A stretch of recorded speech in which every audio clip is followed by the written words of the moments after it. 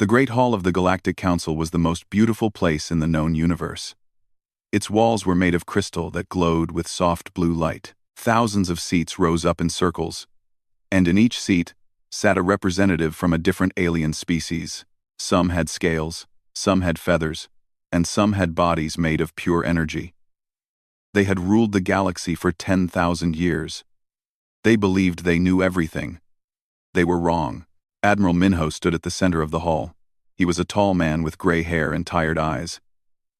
He wore the uniform of Earth's Space Navy, but the medals on his chest meant nothing to the aliens watching him. To them, he was just another primitive creature from a small blue planet. "Please," Minho said. His voice echoed in the massive chamber. "The Veldra Empire has attacked our colony on New Sol. They killed 50,000 people in one night. They are taking our people as slaves. We need your help." The council leader, a creature called Bolvix, looked down at the human with 4 cold eyes. Bolvix was from the Toral species. His body was covered in thick purple skin, and his mouth was full of small, sharp teeth. He had led the council for 300 years. "We have heard your request, human," Bolvix said slowly. "The council will discuss this matter." Minho waited. He had traveled for 6 months to reach this place, 6 months away from his wife Jiwan and his daughter Nari. 6 months of hoping that the galaxy's leaders would show mercy. The council members spoke among themselves. Their voices were like whispers in the wind. Minho could not understand their words, but he could see their faces. Some looked bored. Some looked annoyed. None looked concerned. After what felt like hours, Bolvix raised his hand. The hall fell silent. "The Galactic Council has made a decision," Bolvix announced. "We will not help Earth." Minho felt his heart stop. "What? Why?" "The Veldra Empire is a valued member of this council," Bolvix explained. "They have been part of our alliance for 2,000 years. Earth has been a spacefaring species for only 200 years. You are too young, too weak, too primitive." "Primitive?" Minho stepped forward. 2 guards moved to stop him, but he did not care. "The Veldra are killing innocent people. Children are being taken from their mothers. How can you call us primitive when you allow such evil?" Bolvix showed his teeth in what might have been a smile. "The strong survive. The weak do not. This is the way of the universe. Perhaps if your species had evolved better, you would not be in this situation." Laughter filled the hall. Hundreds of alien voices joined together in cruel amusement. They laughed at the human standing alone in the center of their great chamber. They laughed at his pain. They laughed at his desperation. Minho looked around at the faces of the galaxy's most powerful beings. He saw no sympathy. He saw no kindness. He saw only contempt. "I understand," Minho said quietly. His voice was calm now, too calm. "I want you all to remember this moment. Remember that we came to you with open hands, asking for help. Remember that you laughed at us." Bolvix waved his hand dismissively. "Go home, human. Accept your fate. The Veldra will do what they wish with your colonies. There is nothing you can do about it." Minho turned and walked toward the exit. His footsteps were the only sound in the silent hall. Before he reached the door, he stopped and looked back one last time. "You think we are weak because we are young," he said. "You think we are primitive because our technology is not as advanced as yours. But you have forgotten something important." "And what is that?" Bolvix asked, sounding amused. "Humans do not give up," Minho said. "We do not accept fate. When the universe pushes us down, we stand back up. When someone tells us we cannot do something, we prove them wrong. You have made a mistake today, Council Leader. You have given us a reason to fight." Bolvix laughed again. "Fight? With what? Your tiny ships? Your primitive weapons? The Veldra will crush you within a year." Minho smiled. It was not a happy smile. It was the smile of a man who had nothing left to lose. "We will see," he said. "One day, we will return to this hall. And when we do, you will not be laughing." He walked out of the chamber. The door closed behind him with a sound like thunder. Back on his ship, Minho sat alone in his quarters. He held a picture of his family in his hands. Jiwon was smiling in the photo. Little Nari was holding a flower. They were waiting for him on New Seoul, the same colony that the Veldra had attacked. He did not know if they were alive or dead. The communication lines had been cut weeks ago. All he had was hope, and hope was fading fast. His second-in-command, a young woman named Yuna, knocked on his door. "Admiral? What did the council say?" Minho put down the picture. He stood up and straightened his uniform. "They said no." Yuna's face fell. She was only 25 years old, but she had already lost her parents to the Veldra. "What do we do now, sir?" Minho walked past her into the corridor. His crew was waiting there. 50 men and women who had followed him across the galaxy. They all looked at him with the same question in their eyes. "We go home," Minho said. "We tell Earth what happened here today. And then we prepare." "Prepare for what?" a young engineer named Teho asked. Minho looked at his crew. These were good people. Brave people. They deserved better than the fate the galaxy had given them. "For war," he said. "The council thinks we will die quietly. They think we will accept slavery and death. They are wrong. Humanity will fight. We will build ships. We will create weapons. And one day, we will return." "But sir," Yuna said, "the Veldra are so much stronger than us. How can we possibly win?" 8. Minho put his hand on her shoulder. "I do not know if we can win. But I know that we must try. Our people are depending on us. Our children are depending on us. We cannot fail them." The ship's engines roared to life. The stars outside the window began to move as they left the council's space. Minho stood on the bridge and watched the galaxy pass by. Somewhere out there, the Veldra were hurting his people. Somewhere out there, his wife and daughter were waiting for rescue that might never come. He made a promise to himself in that moment. He would never forget the laughter in the council hall. He would never forget the look on Bolvix's face. And he would never stop fighting until humanity was free. The journey home took another 6 months. During that time, Minho planned. He wrote letters to Earth's leaders. He designed new ships in his notebook. He trained his crew until they were the best soldiers in the human fleet. When they finally reached Earth, the news was waiting for them. The Veldra had taken 3 more colonies. Millions of humans were now slaves. The death toll was beyond counting. But there was also hope. Earth scientists had discovered something new. A way to make ships faster. A way to make weapons stronger. A way to fight back. Minho stood before Earth's government and told them about the Council's betrayal. He showed them the recordings of Bolvix's cruel words. He let them hear the laughter. When he finished, the room was silent. "What do you recommend, Admiral?" the President asked. Minho looked at the faces around him. He saw anger. He saw determination. He saw the same fire that burned in his own heart. "We go dark," he said. "We stop all communication with the galaxy. We let them think we have fallen. And in secret, we build. We build until we are strong enough to make them regret what they did." The President nodded slowly. "How long will this take?" Minho thought about his daughter. She would be grown by the time they were ready. If she was even still alive. 30 years, he said. Maybe more. But when we return, the galaxy will never forget. The vote was unanimous. Earth would fight. Earth would survive. And one day, Earth would have its revenge. The silence had begun. 30 years passed like a long, dark dream. The galaxy forgot about the small blue planet called Earth. The Galactic Council celebrated what they believed was humanity's destruction. They told stories about the foolish creatures who had dared to ask for help. They laughed at the memory of Admiral Minho standing alone in their great hall. But Earth had not fallen. Earth had been waiting. Deep beneath the mountains of Korea, in a place that no satellite could see, the shipyards hummed with activity. Thousands of workers moved through tunnels carved into solid rock. Sparks flew from welding machines. The sound of hammers echoed through the darkness. Fleet Commander Yuna walked through the main construction bay. She was 55 years old now. But her eyes were still sharp and her mind was still quick. The young woman who had once asked Admiral Minho what they would do had become the leader of humanity's greatest secret. A massive ship hung above her head. It was the size of a small city, with weapons that could destroy a planet. Its hull was painted black, invisible against the darkness of space. This was the Vengeance, the first of 10,000 ships that would change the galaxy forever.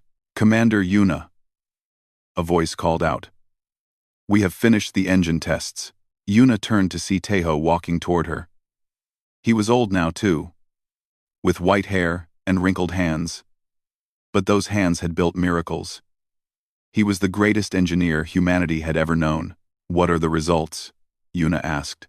Tejo smiled. It was the smile of a man who had spent his entire life working toward one goal. "The new engines work perfectly. Our ships can now travel twice as fast as anything in the Veldra fleet." Yuna nodded. This was good news. After 30 years of work, they were almost ready. She remembered the early days, when everything had seemed impossible. The Veldra had destroyed Earth's space stations. They had killed anyone who tried to escape the planet. They had placed satellites around Earth to watch for any signs of resistance. But humans were clever. They had moved everything underground. They had built factories in caves. They had trained soldiers in secret. And all the while, they had let the galaxy think they were dying. Admiral Minho had led them for 15 years. He had worked day and night, pushing himself beyond all limits. He had never found out what happened to his wife and daughter on New Sol. The colony had been completely destroyed by the Veldra. No survivors were ever found. The not knowing had killed him slowly. He had died 10 years ago, still holding the picture of his family. His last words had been a message for Yuna. "Finish what I started," he had said. "Make them remember." Yuna had promised. And she had kept that promise. She walked through the shipyard, inspecting every detail. Workers saluted as she passed. They knew who she was. They knew what she had sacrificed. She had never married, never had children. The fleet was her family now. In the medical bay, she stopped to visit the soldiers. These were young men and women who had trained their entire lives for a war they had never seen. They did not know what space looked like. They had never met an alien. But they knew why they were fighting. A young pilot named Sojun was sitting on a bed, reading a book. He looked up when Yuna entered. "Commander," he said, standing quickly. "I did not expect to see you here." "At ease, pilot," Yuna said. She sat down next to him. "What are you reading?" Sojun showed her the cover. It was a history book about the colonies that had been destroyed. "I am learning about New Sol," he said. "My grandmother was from there. She escaped before the attack." "I knew someone from New Sol," Yuna said quietly. "Admiral Minho's family lived there." Sojun nodded. Everyone knew the story of Admiral Minho. He was a legend now. A symbol of everything they were fighting for. "Do you think we are ready, Commander?" Sojun asked. "I mean, truly ready? The aliens have been fighting wars for thousands of years. We have never fought anyone but ourselves." Yuna thought about the question carefully. It was a fair question. The Veldra Empire had conquered hundreds of worlds. The Galactic Council had weapons that could destroy stars. What chance did Earth really have? But then she remembered something Minho had told her long ago. "Humans are different," he had said. "Other species fight for territory or resources. We fight for each other. We fight for our families. We fight for revenge. That makes us dangerous." "I think we are ready," Yuna told Sojun. "Not because our ships are stronger. Not because our weapons are better. But because every person in this fleet knows exactly why they are fighting. The aliens have forgotten what that feels like." She stood up and walked to the window. Through the thick glass, she could see the construction bay below. Row after row of ships sat waiting, black and silent, like predators ready to strike. "In 3 months, we launch," Yuna said. "The galaxy thinks we are dead. They stopped watching Earth 20 years ago. When our fleet appears in their skies, they will not believe their eyes." Sojun stood beside her. "What about the colonies? The humans who were taken as slaves?" Yuna's face became hard. This was the part that hurt the most. Some colonies survived. They have been waiting for rescue for 30 years. We will free them. But many are already gone. The Veldra worked them to death in their mines and factories. Millions of our people died in chains. Then we will make the Veldra pay, Seojun said. His voice was cold. Yes, Yuna agreed. We will. That night, Yuna sat alone in her office. On her desk was a folder containing the final battle plans. 10,000 ships would leave Earth in a single wave. They would travel through uncharted space. Avoiding all known trade routes, the galaxy would have no warning until it was too late. She opened the folder and looked at the first page. It showed the target. The Galactic Council's capital world. The same place where Minho had begged for help 30 years ago. The same place where they had laughed at humanity's suffering. A knock at the door interrupted her thoughts. Come in, she said. An old woman entered the room. She was bent with age, her hair completely white. But her eyes were bright and alive. Ambassador Hana, Yuna said, standing to greet her. Please, sit down. Hana had been a young diplomat when the war began. She had spent the last 30 years preparing for this moment. She would be the voice of humanity when they faced the council again. I have finished writing the message, Hana said. She handed Yuna a small device. This is what we will broadcast when we arrive. Yuna pressed play. Hana's voice filled the room. Strong and clear, despite her age. To the Galactic Council, and all who hear this message. 30 years ago, you watched us die. You laughed at our pain. You called us primitive and weak. You were wrong. We did not die. We grew stronger. We built a fleet that will shake the foundations of your empire. We are not here to beg. We are not here to negotiate. We are here to show you what happens when you abandon the innocent to suffer. Look upon our ships and remember. You created this. You could have helped us. Instead, you laughed. Now it is our turn. The recording ended. Yuna sat in silence for a long moment. It is perfect, she finally said. Minho would have been proud. Hana smiled sadly. I think about him often. He gave everything for this moment. I only wish he could be here to see it. He is here, Yuna said. In every ship we built, in every soldier we trained, in every weapon we created. His spirit lives in all of us. The two women sat together as the hours passed. Outside, the shipyard continued its work. Engineers made final adjustments. Pilots ran simulations. Soldiers checked their weapons. Earth was waking up from its long sleep. The silence was about to end. In exactly 3 months, the largest fleet in human history would launch into space. They would travel across the galaxy, past dead colonies and empty worlds. They would see the places where their people had suffered and died.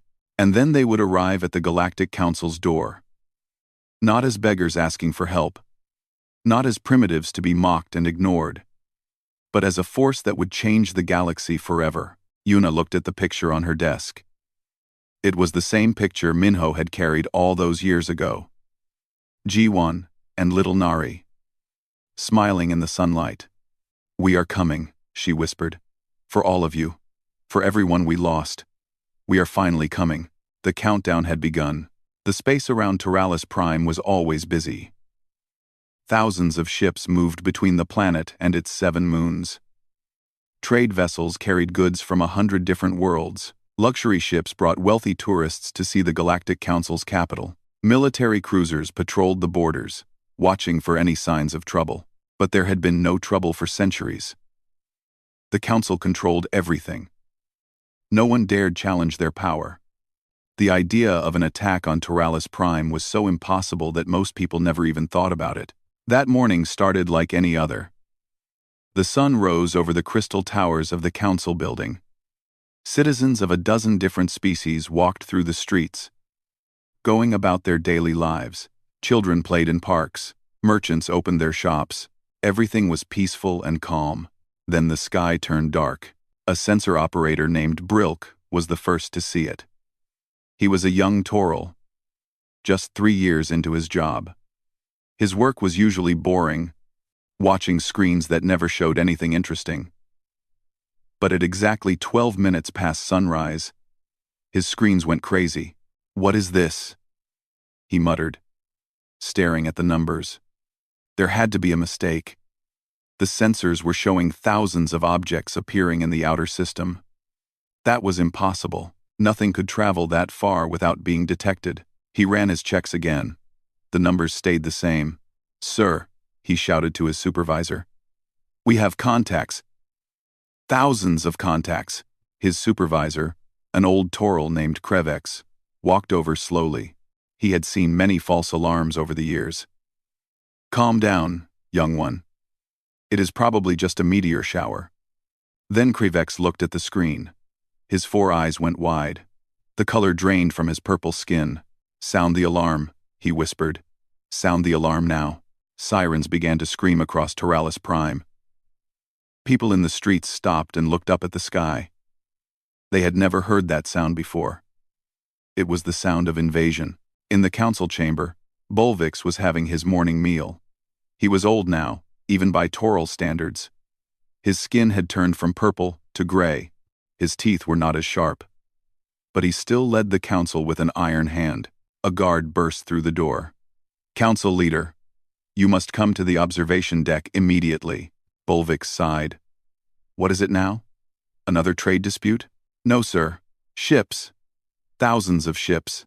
They came out of nowhere." For the first time in 300 years, Bolvix felt fear. He followed the guard to the observation deck, moving as fast as his old legs could carry him. The deck was already filled with council members. They were all staring out the massive windows, their faces frozen in shock. Bolvix pushed his way to the front. What he saw made his heart stop. The sky was full of ships. Black ships, shaped like nothing he had ever seen. They moved in perfect formation, spreading out to surround the planet. There were so many that they blocked out the stars. "How many?" Bolvix asked. His voice was barely a whisper. "Our sensors count approximately 10,000, an aide replied. "But more are still arriving." "Where did they come from? The Veldra? The Crescent?" "Unknown, sir.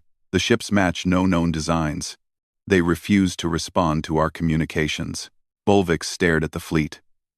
Something about the ships looked familiar. Their design was simple, almost primitive. But there was a beauty to them. A deadly kind of beauty. Then the message came. Every screen on Toralis Prime lit up at the same time. Every speaker began to broadcast. A face appeared, old and weathered but filled with fierce determination. It was a human face. "To the Galactic Council and all who hear this message," the woman said. Her name appeared below her image. "Ambassador Hana, of Earth. 30 years ago, you watched us die. You laughed at our pain. You called us primitive and weak." Bolvix felt his legs grow weak. Humans? Impossible. The humans were extinct. The Veldra had destroyed them decades ago. Everyone knew that. "You were wrong," Hana continued. "We did not die. We grew stronger. We built a fleet that will shake the foundations of your empire. We are not here to beg. We are not here to negotiate. We are here to show you what happens when you abandon the innocent to suffer." The council members began to panic. Some ran for the exits. Others fell to their knees. Bolvix stood frozen, unable to move, unable to speak. "Look upon our ships and remember. You created this. You could have helped us. Instead, you laughed. Now, it is our turn."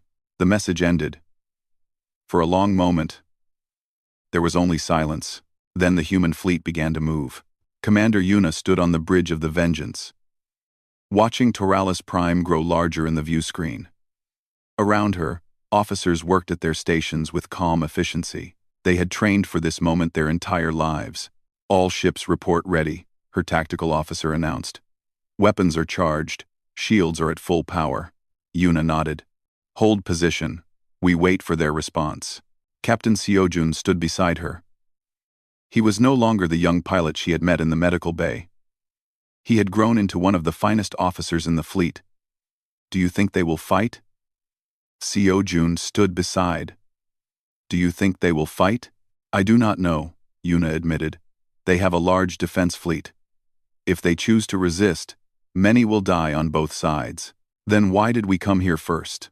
Why not attack the Veldra directly? Yuna pointed at the planet below. Because this is where it started. This is where they laughed at us. The galaxy needs to see that no one is safe from humanity's reach. Not even the Council itself. A communication officer spoke up. Commander, we are receiving a transmission from the planet. It is Council Leader Bolvix. He wishes to speak with you. Yuna smiled. It was not a friendly smile. Put him on screen. Bolvix's face appeared. He looked old and frightened. His 4 eyes darted nervously from side to side. This is Council Leader Bolvix. I demand to know the meaning of this aggression. You know exactly what this means, Yuna replied. 30 years ago, Admiral Minho came to your hall. He begged you for help. Do you remember what you told him? Bolvix's face twitched. That was a different time. The situation was complicated. The situation was simple. Our people were being slaughtered. You could have stopped it. You chose not to. Please, Bolvix said. Let us discuss this. We can negotiate. We can offer you anything you want. Resources. Technology. A seat on the council. Yuna leaned forward. There is only one thing we want. The Veldra Empire. You will tell us where their homeworld is. You will give us the access codes to their defense network. And you will do nothing to help them when we arrive. The Veldra are our allies. They have been members of the council for 2,000 years. They are slavers and murderers, Yuna said coldly. They killed millions of our people. They worked humans to death in their mines. They separated families. They tortured prisoners for entertainment. And you allowed all of it. Bolvix fell silent. He had no defense. Everything she said was true. You have 1 hour to decide, Yuna continued. Give us what we want, and we will leave your capital unharmed. Refuse, and we will show you exactly what humanity has learned in 30 years of darkness. The transmission ended. On Toralis Prime, chaos had taken over. The streets were filled with panicking citizens. Military leaders argued about what to do. Some wanted to fight. Others wanted to surrender. No one could agree on anything. In the council chamber, Bolvix sat on his throne and stared at nothing. Around him, his advisors shouted and screamed. We must fight, one general yelled. We cannot show weakness. Fight with what? Another replied. Their fleet outnumbers ours 3-1. Our ships are slower. Our weapons are weaker. They have had 30 years to study us. We know nothing about them. Then we negotiate. We give them what they want. And betray the Veldra? They will never forgive us. Bolvix raised his hand. The room fell silent. I remember that day, he said slowly. I remember the human standing in our hall. He was so small. So desperate. I thought he was pathetic. He looked up at the ceiling, as if he could see through it to the fleet above. I was the pathetic one. I had the power to stop all of this. I could have saved millions of lives. Instead, I laughed. He stood up from his throne. His old bones ached, but he forced himself to stand tall. Contact the human fleet. Tell them we accept their terms. We will give them everything they want. Council leader, a general protested. The Veldra brought this upon themselves, Bolvix interrupted. They were cruel and greedy. They made enemies of a species that does not forgive. Now, they will face the consequences. He walked toward the window and looked out at the black ships filling the sky. Perhaps this is justice, he said quietly. Perhaps this is what we deserve for our sins. An hour later, the data package was sent to the human fleet. It contained everything. Maps, codes, patrol schedules, weakness points. The Veldra Empire was completely exposed. Commander Yuna received the information with no celebration. This was not a victory. This was just the beginning. Set course for the Veldra home world, she ordered. It is time to finish what we started. The fleet turned as one and jumped into hyperspace. Behind them, Tauralis Prime was left unharmed. The Council had made their choice. Now the Veldra would face humanity's wrath alone. The Veldra homeworld was called Veldraxis. It was a massive planet, 3 times the size of Earth, covered in factories and military bases. For 2,000 years, the Veldra had built their empire from this world. They had conquered hundreds of planets. They had enslaved dozens of species. They believed they were the masters of the galaxy. They had never known fear. They were about to learn. The human fleet dropped out of hyperspace at the edge of the Veldra system. 10,000 ships appeared like ghosts from the darkness. They moved slowly and deliberately, giving the Veldra plenty of time to see them coming. Commander Yuna wanted them to see. She wanted them to feel the same terror that humans had felt 30 years ago. "Commander, the Veldra fleet is mobilizing," her tactical officer reported. "They have approximately 4,000 ships in the system." "Only 4,000? Captain Sojun sounded surprised. "I expected more." Quote, "The Council's information was accurate," Yuna replied. "Most of their fleet is scattered across the Empire. They never imagined anyone would attack their home world directly." The Veldra ships began to form a defensive line between the human fleet and the planet. They were large vessels, covered in spikes and weapons. For centuries, the sight of a Veldra warship had meant death for any who opposed them. Today, those ships looked small and weak compared to the wall of black metal moving toward them. A transmission came through from the Veldra command ship. Yuna allowed it to connect. The face that appeared was reptilian, with green scales and yellow eyes. This was Grand Admiral Servik, the supreme commander of the Veldra military. He was known across the galaxy as a brutal and efficient leader. His hands were stained with the blood of millions. "Unknown vessels," Servik said. His voice was calm, almost bored. "You are entering Veldra space. Identify yourselves and state your purpose." Yuna stared at him for a long moment. This was the creature who had ordered the attack on the human colonies. This was the monster who had turned her people into slaves. "My name is Fleet Commander Yuna of the Earth Defense Force," she said. "We are here for the humans you have taken." Servik's eyes narrowed.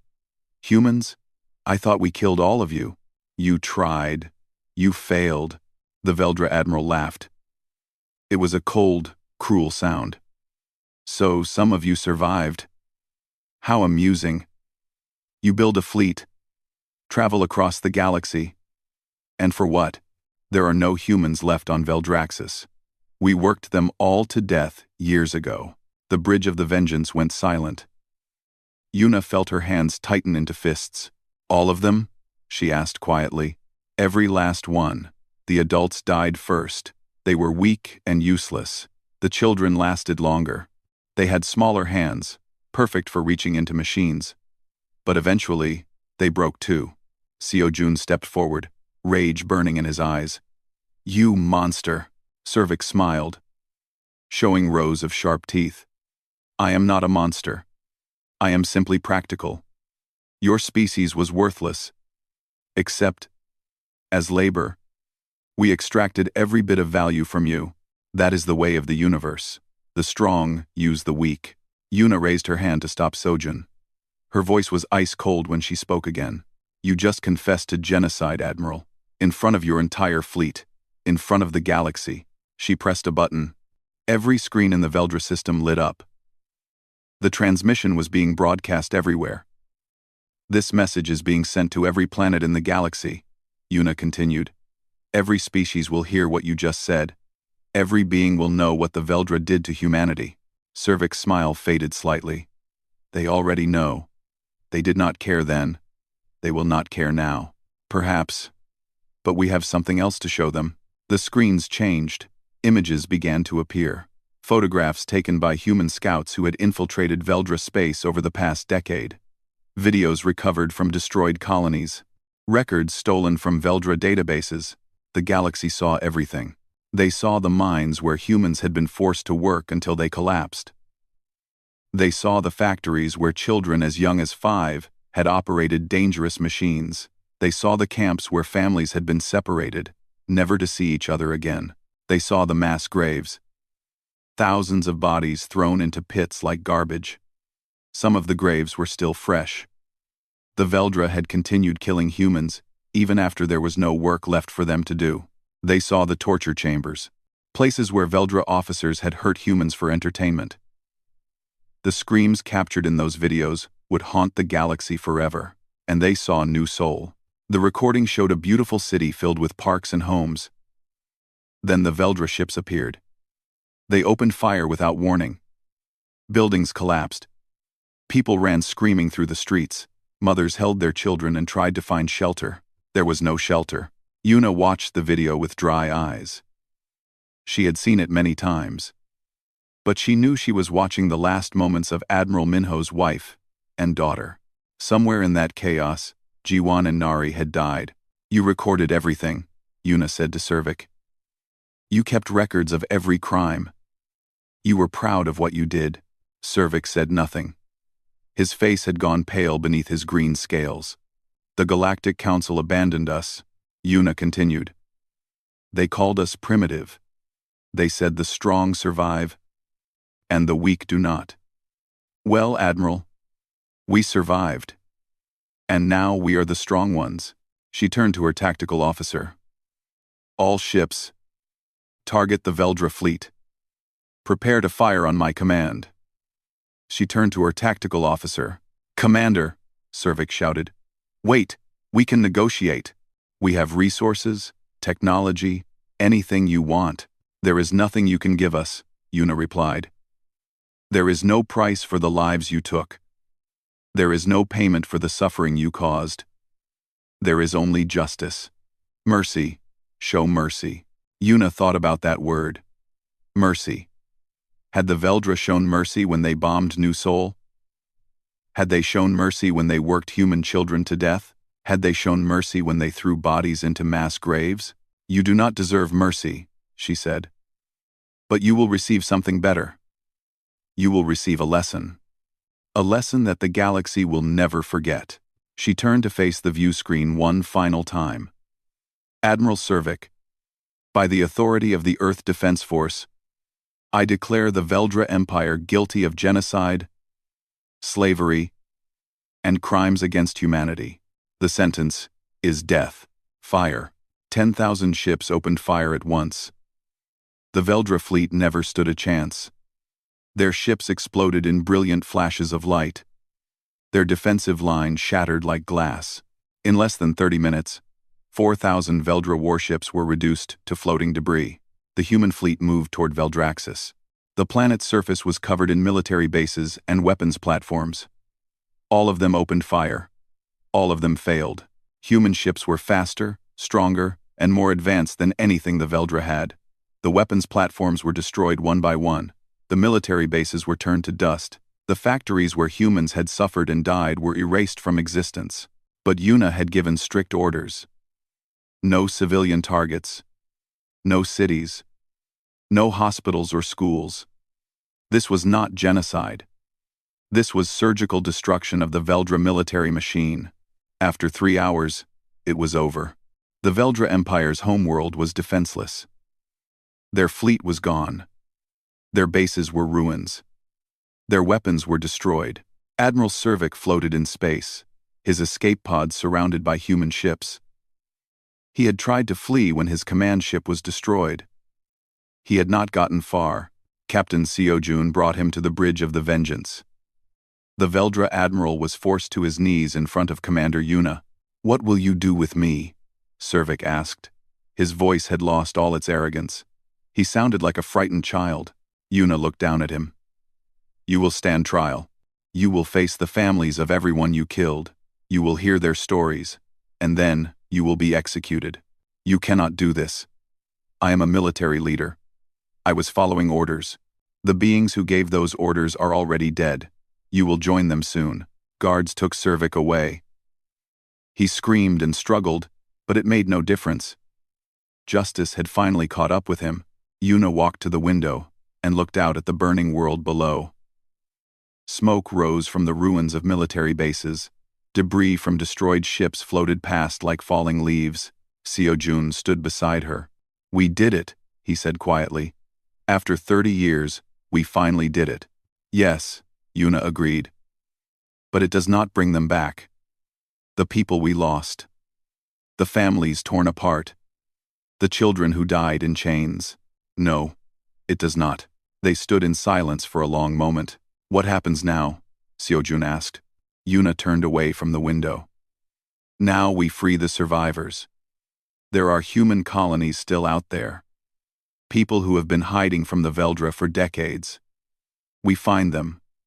We bring them home. And the galaxy? The Council? The Council will never threaten us again. They have seen what we can do. They will leave us alone. She walked toward the exit, then stopped and looked back. Admiral Minho once told me that humans do not give up. He was right. We fought for 30 years. We built this fleet from nothing. We crossed the galaxy to face our enemies. And we won. What did he say would happen after we won? Yuna smiled.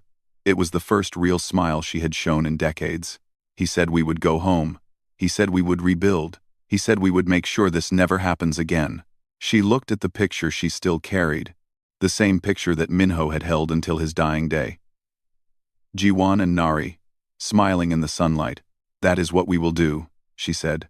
For them, for all of them. The fleet began to move again, leaving the broken world behind. The Veldra Empire was finished.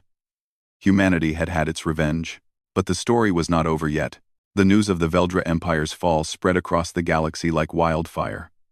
Every species on every planet heard the story. The humans had returned. The humans had brought vengeance. The humans had won. Some celebrated. The Veldra had made many enemies over the centuries, and those enemies were happy to see them destroyed. Slave markets on a dozen worlds closed overnight. Veldra trading posts were abandoned. The empire that had terrorized the galaxy for 2,000 years collapsed in a matter of days. Others were terrified. If humanity could destroy the Veldra so easily, what would stop them from doing the same to anyone else? The videos from Veldraxis showed ships and weapons beyond anything the galaxy had ever seen. The humans had become monsters. Some said they would conquer everything. The Galactic Council was in chaos. Representatives argued day and night about what to do. Some wanted to prepare for war. Others wanted to beg for peace. A few suggested that maybe, just maybe, the Council should admit that they had been wrong. In the middle of all this confusion, a message arrived from the human fleet. Fleet Commander Yuna would address the Galactic Council in person. She was coming to Toralis Prime. The announcement sent waves of panic through the capital. Citizens fled the planet by the thousands. Military leaders prepared for the worst. Council leader Bolvix, old and tired, simply waited. He knew there was nothing he could do. 3 days later, a single human ship entered orbit around Toralis Prime. It was the Vengeance, the flagship of the human fleet. It could have destroyed the entire planet by itself. Instead, it sent down a single shuttle. Yuna walked into the council chamber with only 2 companions, Captain Soyun and Ambassador Hana. They wore their dress uniforms, black with silver trim. They carried no weapons. They did not need any. The hall was nearly empty. Most council members had been too afraid to attend. Only about 100 representatives sat in the rising seats, watching the humans with wide, frightened eyes. Bolvix sat on his throne at the center of the chamber. He looked even older than before. The past few days had aged him decades. Fleet Commander Yuna, he said. His voice was weak and tired. You have returned. Just as Admiral Minho promised. Yes, Yuna replied. I have returned. She walked to the exact spot where Minho had stood 30 years ago. She could almost feel his presence beside her. She hoped he was watching somehow. The Veldra Empire is no more, she announced. Their military has been destroyed. Their leaders have been captured. Their war machine has been dismantled. The humans who survived their cruelty have been rescued and are on their way to Earth. A murmur ran through the chamber. Rescued. The survivors had been saved after all these years. How many? A representative asked. How many survived? Yuna paused. This was the hardest part. Of the 12 million humans taken by the Veldra, approximately 800,000 are still alive. The number hung in the air like a ghost. 800,000 out of 12 million. So many lost. So many gone forever. They were worked in mines until their bodies gave out. Yuna continued. They were beaten and starved. They were denied medicine when they got sick. They were separated from their families as punishment for small mistakes. Children were forced to work in factories before they were old enough to walk. She pulled out a small device and pressed a button. Holographic images appeared in the air above her head. Faces. Thousands of faces. Men and women and children. All of them human. These are the people who died, Yuna said. We recovered their names from Veldra records. Every single one of them. We will remember them all. The images kept changing. Face after face after face. Young and old. Smiling and serious. Each one a life cut short. Each one a person who had hoped for rescue that never came. Among them was a woman named Jiwan and a girl named Nari, Yuna said quietly. They were the wife and daughter of Admiral Minho, the man who came to this very hall and asked for your help. She looked directly at Bolvix. The old Toril could not meet her eyes. He never found out what happened to them. He died still hoping they might be alive somewhere. I can tell you now that they were killed 3 days after the attack on New Seoul. They were among the first to die. The chamber was completely silent. Even the whispered conversations had stopped. This is the cost of your choice, Yuna said. This is what happened because you decided that humans were not worth saving. 11 million deaths. Families destroyed. Children dying in chains, all because you thought we were too primitive to matter. Bolvix finally spoke. His voice cracked with age and regret. What do you want from us, Fleet Commander? We gave you the information you needed. We did not interfere with your attack on the Veldra. What more can we do? Yuna considered the question carefully.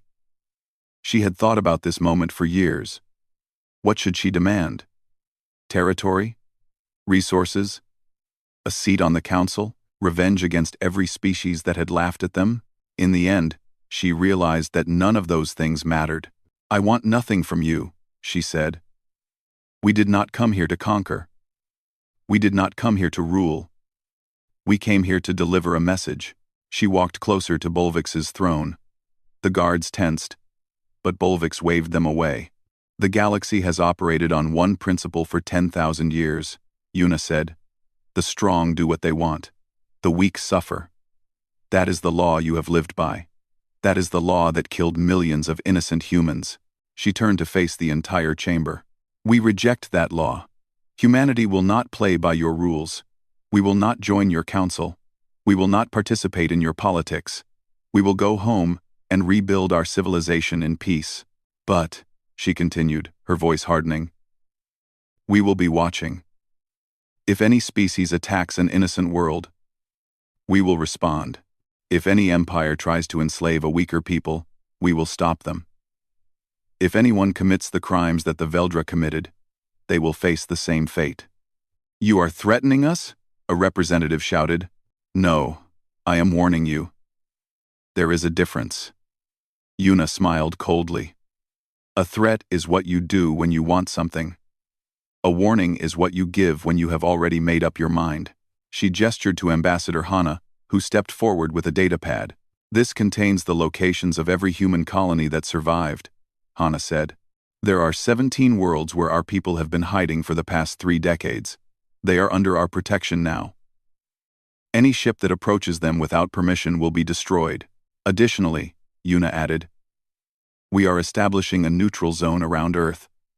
No alien vessel will be allowed within 10 light-years of our homeworld. This zone is not negotiable. Bolvix leaned forward. And if we agree to all of this? If we leave you alone? What then? Yuna met his eyes. For a moment, she saw a glimpse of the being he might have been. Proud but not cruel. Powerful but not heartless. She wondered what he had been like before centuries of power had corrupted him. Then nothing, she said. We will trade with those who wish to trade. We will share knowledge with those who share knowledge with us. We will live as neighbors in this galaxy, not as masters or slaves. You could rule everything, Bolvix said quietly. Your fleet is stronger than any force in the galaxy. You could conquer us all. We could, Yuna agreed. But that would make us no better than the Veldra. We did not build this fleet to become conquerors. We built it to survive. We built it to protect our people. We built it to make sure no one ever suffers the way we suffered. She turned and walked toward the exit. Seo-jun and Hana followed behind her. Wait. Bolvix called out. Is this truly the end? After everything that happened, you simply leave? Yuna stopped at the door. She did not turn around. Admiral Minho came here 30 years ago with hope in his heart. He believed that the galaxy might show kindness to those in need. He was wrong, but he never stopped hoping that one day, things might change. She finally looked back. Her eyes were bright with unshed tears. I do not have his hope. I have seen too much. I have lost too much. But perhaps, in another 30 years, things will be different. Perhaps your children will be wiser than you were. Perhaps they will learn from the mistakes of the past. And if they do not? Bolvix asked. Yuna smiled. It was not a threatening smile. It was sad, and tired, and very human. Then we will still be watching. We will always be watching. The galaxy may forget many things, Council Leader, but it will never forget what happens when humanity is pushed too far. She walked out of the chamber. The door closed behind her with the same thunder it had made 30 years before. But this time, the humans were not leaving in defeat. They were leaving in triumph. The shuttle rose from Turalis Prime and returned to the Vengeance. Within an hour, the flagship had jumped into hyperspace, heading home. On the bridge, Yuna stood alone at the window. Earth would be visible soon. The small blue planet that had seemed so fragile was now protected by the most powerful fleet in the galaxy. Seo-jun joined her. It is strange, he said. I thought victory would feel different.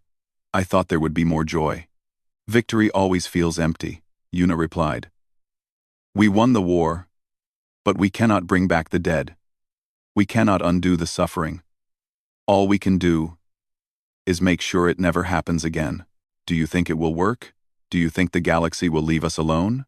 Yuna thought about the question. The council was afraid now, but fear faded with time. In a century, they might forget what humanity had done. They might try again, probably not forever, she admitted. But for now, we have peace. And we have learned something important. What is that? That humans are not weak. We are not primitive. We are survivors. We adapt. We grow. We fight for each other.